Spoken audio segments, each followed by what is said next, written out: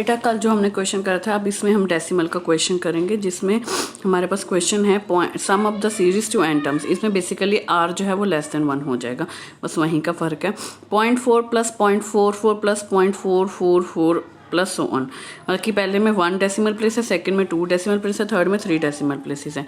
तो पहले तो मैंने फर्स्ट स्टेप एस एन ले लिया, ठीक है। उसके बाद मैंने क्या किया, ये डेसिमल हटा के मैंने क्या लगा दिया, क्योंकि फर्स्ट एक ही प्लेस है तो 10, यहाँ पे 2 प्लेसेस हैं डेसिमल के बाद तो 100, यहाँ 3 प्लेसेस हैं तो 1000 up to so on n terms.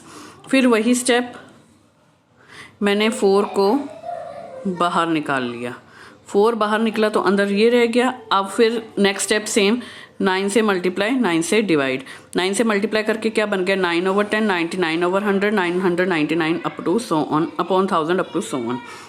अब वहाँ पे मैंने पहले क्या किया था 10 - 1 करते थे, बट यहाँ पर हम करेंगे 1 माइनस, क्या करेंगे 1 माइनस, क्योंकि 1 - 10 करते ही मेरे पास आ जाएगा 9/10, ठीक है।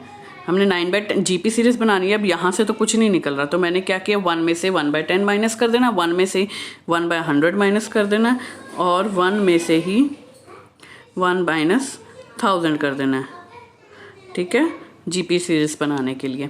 अब क्योंकि 1 माइनस 1/10 से 9/10 आ गया, 1 माइनस 1/100 करने से 99/100, तो मेरा यहाँ पे ये सॉल्व हो जाता है, ठीक है।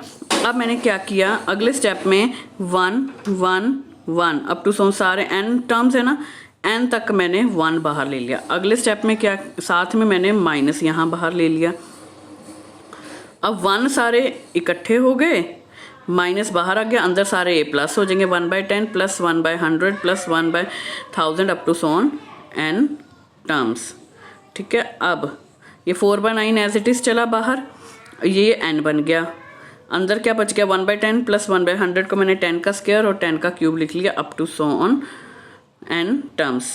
अब इसको तो हमने नहीं छेड़ना, हमने काम करना है इस पे। यहाँ पे a बना 1/10 और r को मैंने 2 मेथड से सॉल्व किया। एक तो सीधा मैंने डिवाइड कर दिया, एक मैंने डिवाइड को मल्टीप्लिकेशन में बदल कर आपका आंसर 1/10 निकाल लिया है, ठीक है। ये आपको आता है करना। तो मेरा r की वैल्यू आ गई लेस देन 1। जब मेरी अब r की वैल्यू 1/10 आ गई, ऐसे क्वेश्चन में 1/10 ही आती है r की वैल्यू, तो लेस देन हो गई 1। अब यहाँ पे फॉर्मूला कौन सा लग जाएगा, लेस देन 1 वाला, 1 minus R N upon 1 minus A, sorry r into A.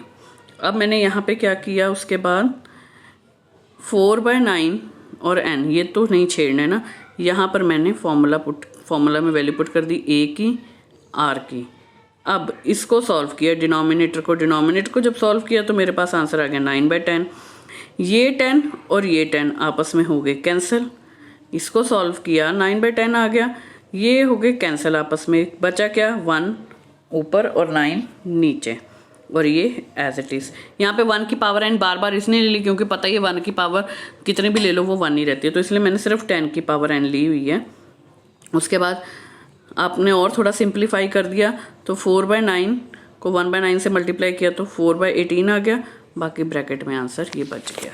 Thank you. तो इसमें आंसर आपका ये बन जाएगा। बेसिकली यहाँ पर एक आपने 10 डेसिमल हटाना है, फिर हमने 1 माइनस करना है 1/10, 1/100, 1/1000, और उसके बाद हमने लेस देन 1 वाला फॉर्मूला लगा देना है। और ये आपको 2 होमवर्क के लिए क्वेश्चन दिए कि आप करो। Thank you.